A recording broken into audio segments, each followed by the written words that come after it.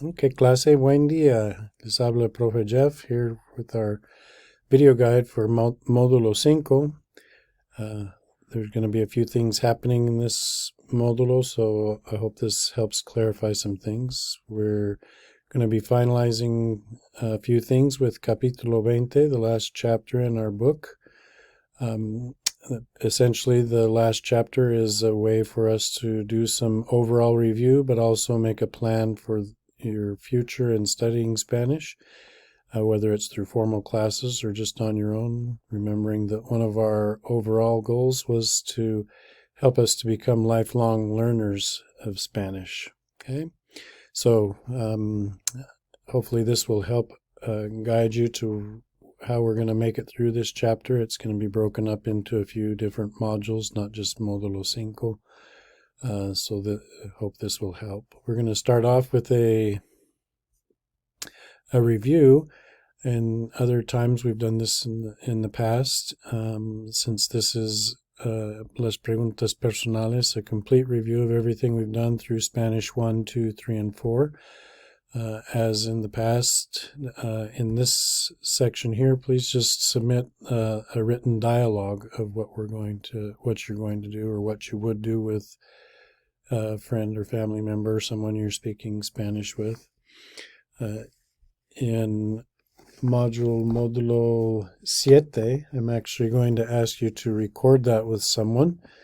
If you don't have someone to record it with, you can play both parts, and we'll talk about submitting that during our Module 7 video. Okay, but that will it's going to serve two purposes. Okay.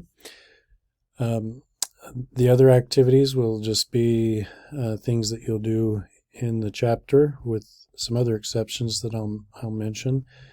You're going to be doing a self-evaluation of some things that we've been asked to do, and then the main part of the chapter is to try and play some games in Spanish. So I don't know if you have family or friends or amigos de la clase that you can get with for this, or online, but essentially Actividad 20.3 is to explain how you would play your favorite game. It doesn't have to be with cards or anything like that. We've just provided the Spanish equivalents because a lot of people like playing those. It's a good way to chat and visit while you're playing a game.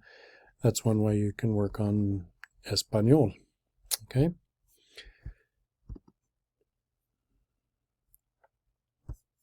So the knowledge checkpoints are about ways that you can, as you read articles and watch videos throughout this chapter, ways that you can continue to study and learn Spanish. Hopefully you'll be able to find some useful things that you can do on a daily basis to keep up with what you've learned and continue learning. Okay. In this activity, you're going to actually write out a plan. This is the desafío de lectura. Remember that in this chapter, is just like in the previous few chapters, you're able to select either the desafío de lectura or the desafío de comprensión. So if you submit this one for the credit for the chapter, remember you can submit the other one, or vice versa, as one of your 3 C's activities when we get to Módulo 6 y 7. Okay. Again, continue playing games. If you're unable to do that, maybe you could listen to one of the podcasts or something that you've found. The idea is for you to interact in some way with Spanish, whether it be listening or speaking. You could do extra conversations with family members or friends. Okay.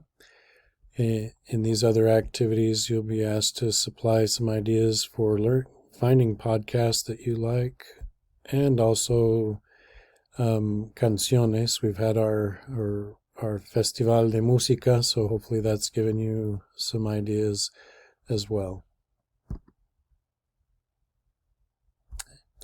Final knowledge checkpoint just gives us some more ideas on what to do in to continue being a lifelong learner of Spanish.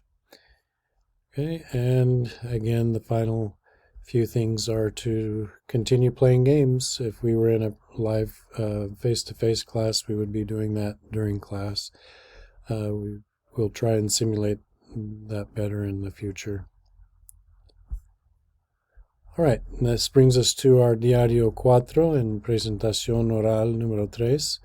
So actually, this is just a precursor. What you'll do here is follow the instructions on talking about one of your pasatiempos favoritos, or a situación peligrosa, or una película favorita, una ambición. There are lots of different subjects here for you to write on in your Diario 4, as in some of the diarios and presentaciones in this class. This will serve as your script for your presentación oral número 3. Okay. The actual first version, la primera versión, borrador, will be submitted in Módulo 6. Okay, so you can start writing it now. There's a submission place for it in Canvas under Módulo 6. Okay. Right, here is the desafío de comprensión. Oh, sorry, let's go back one. My apologies. With Diario 4, we'll mention that presentación oral número 3 will be in Módulo 8, the last modules. So Diario 4, you will turn in the first version in Módulo 6. I will give my feedback, and then you'll submit the final version in Módulo 7, and then the presentación oral will be in Módulo 8. Okay, so this chapter, like I said, has been divided up into several places. Right, for the desafío de comprensión, if you submitted the desafío de lectura as the activity for credit in this capítulo or this módulo, you can submit this as one of your 3C's portfolios in Módulo 6 o 7. Okay. One of the other activities that we'll be asking you to do, as I mentioned at the start of this video, is to do an autoevaluación. You're going to self-evaluate based on the can-do statements. Now, you've seen those throughout the book. Here you're going to just prepare different things for this section, and that will actually be submitted as well as part of Módulo 8. We'll be doing the final oral presentation, our final conversation con el profesor o la profesora, and then also submitting can-do statements. It lets you see what you can do now after your experience in all of our Spanish classes. Okay. And finally, the quiz. So again, as usual, just follow closely with the dates and just take your time going through it. I know this one will go kind of fast, but there actually isn't a lot of things. There aren't a lot of things to submit because they're split up within different modules. Okay?